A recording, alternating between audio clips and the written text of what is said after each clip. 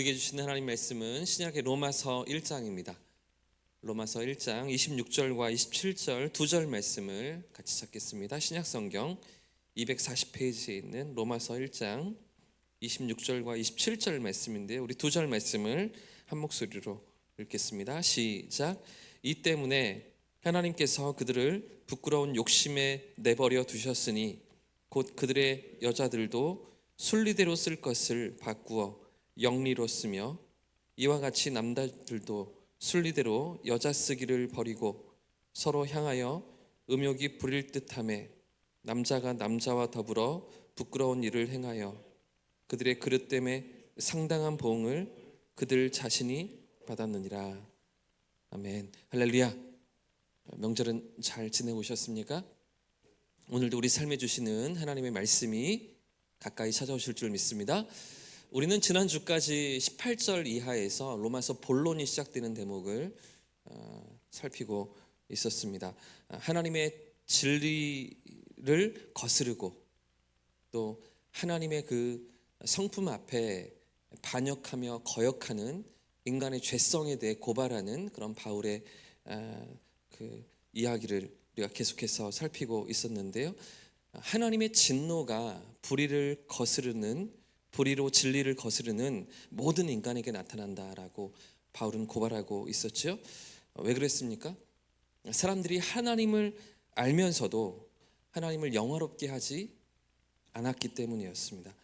또 감사하지 않으며 도리어 헛된 생각에 빠져서 우상을 섬기는 길로 인생들이 나아갔기 때문이었는데요. 그래서 본문이 지적하는 죄의 본질은 창조주 하나님을 떠난 것이었습니다. 단순히 어떤 도덕을 어기거나 어떤 예절을 지키지 않거나 어떤 사회적인 문제를 일으키는 것이 죄의 본질이라고 말하지 않고 창조주 하나님을 떠난 것, 그게 죄라고 로마서가 고발하고 있었는데요.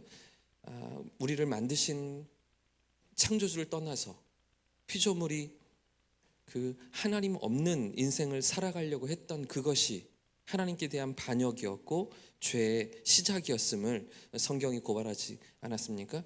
그 결과 하나님이 인생들을 어떤 상태에 내버려 두셨습니까? 그들의 정욕대로 살도록 내버려 두셨죠. 더러움 가운데 살아가도록 내버려 두셨습니다. 24절 말씀에 바울이 지적하고 있는 것처럼 죄와 타락의 길에 버려두신 것, 그것이 하나님의 심판이었다라고 바울이 말하고 있었는데요. 죄와 타락의 길에 사람들을 버려두신 것, 이것을 신학적인 용어로 뭐라고 합니까? 유기입니다. 유기.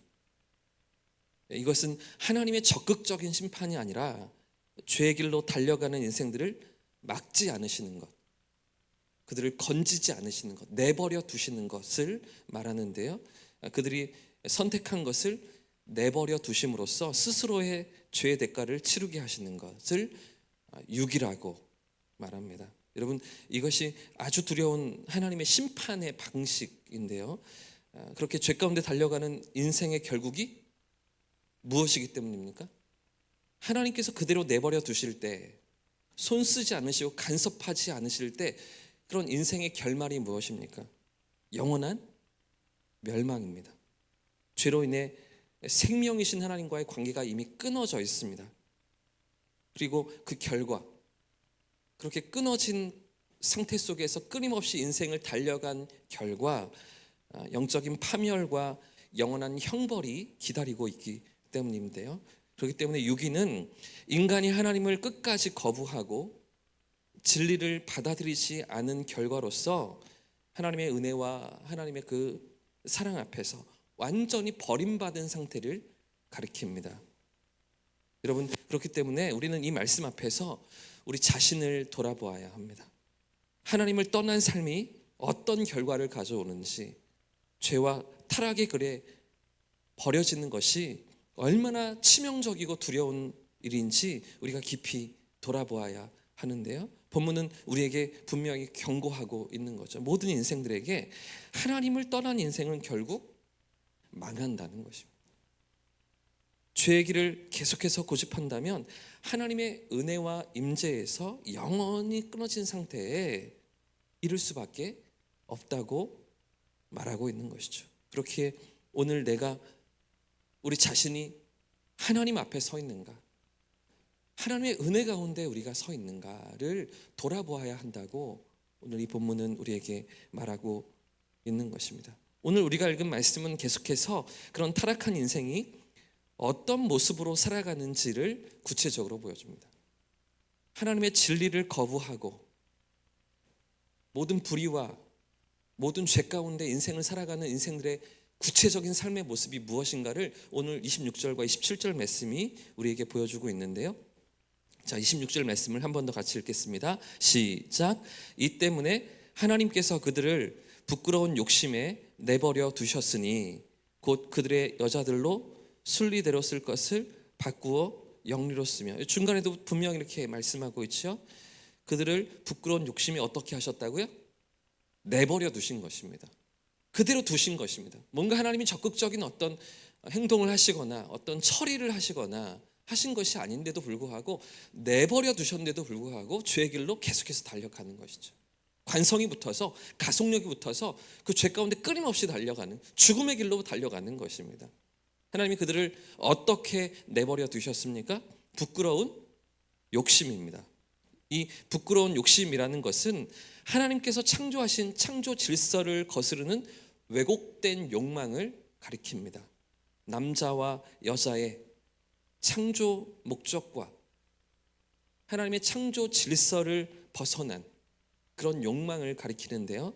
그래서 하나님께서 남자와 여자를 창조하시고 그들 사이에 정하신 순리가 있다는 것입니다. 자연적인 질서가 있는데도 불구하고 타락한 인간은 하나님의 창조 질서를 거부합니다. 그 질서에 반대합니다. 그래서 순리가 아니라 영리로 왜곡된 욕망을 따르기로 선택하며 살아간다는 것인데요. 곧 그들의 여자들도 순리대로 쓸 것을 어떻게 했습니까? 영리로 바꾸어 썼다는 것이죠. 자, 27절 말씀도 마찬가지입니다. 27절도 함께 읽어보겠습니다. 시작.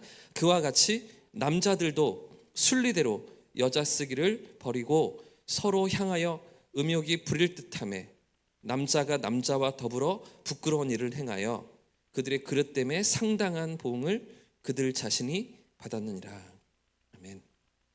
여러분, 이것은 하나님을 하나님으로 인정하지 않는 심각한 죄의 결과입니다. 하나님과 단절되고 하나님과 끊어진 모든 인생들의 그 결말이 이런 모습으로 나타난다는 것인데요. 하나님의 뜻을 거스르죠.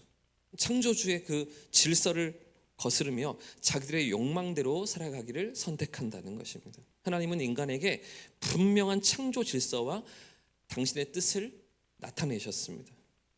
그렇게 살기를 하나님 원하셨습니다. 그런데도 불구하고 사람들은 그 뜻을 외면합니다. 자기의 쾌락을 추구합니다.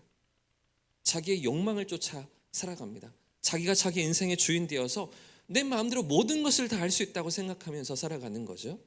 그래서 하나님의 영광을 가리우고 그분의 뜻을 거스르는 삶을 선택한다는 것입니다. 여러분, 이미 본문에서 말하고 있는 영리가 무엇인지 다 짐작을 하시죠? 동성 간의 성관계입니다. 남자와 남자가 관계를 맺고 여자와 여자가 관계를 맺는 하나님의 창조 질서를 정면으로 거스르는 행위를 영리라고 오늘 본문이 말하고 있는 것인데요. 이 영리라는 단어는 자연을 넘다 혹은 자연에 반하다 이런 의미입니다. 자연의 질서를 넘어서다 이런 의미가 영리입니다. 그러니까 자연적인 것에서 어긋나는 행위나 상황을 언급하는 부정적인 단어인 것인데, 여러분 무슨 이야기입니까? 동성 간의 성관계가 그저 단순히 성적 취향이 아니라는 것입니다. 개인적인 선택이 아니라는 것이죠. 영적으로 타락하고 하나님을 떠난 결과로 나타나는 구체적인 죄의 결과물인 것을 고발하는 것입니다. 그러므로 인간이 하나님을 하나님으로 인정하지 않을 때 그 결과는 마음과 욕망의 왜곡으로 이어집니다.